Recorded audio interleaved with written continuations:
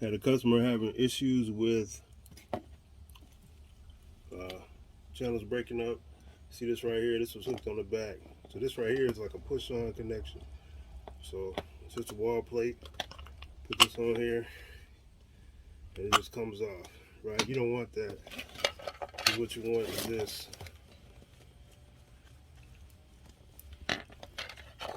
You want this right here, a solid connection. Screw this on. Then you hit the wrench it down so it won't come off. So now this is not going anywhere. So this is good.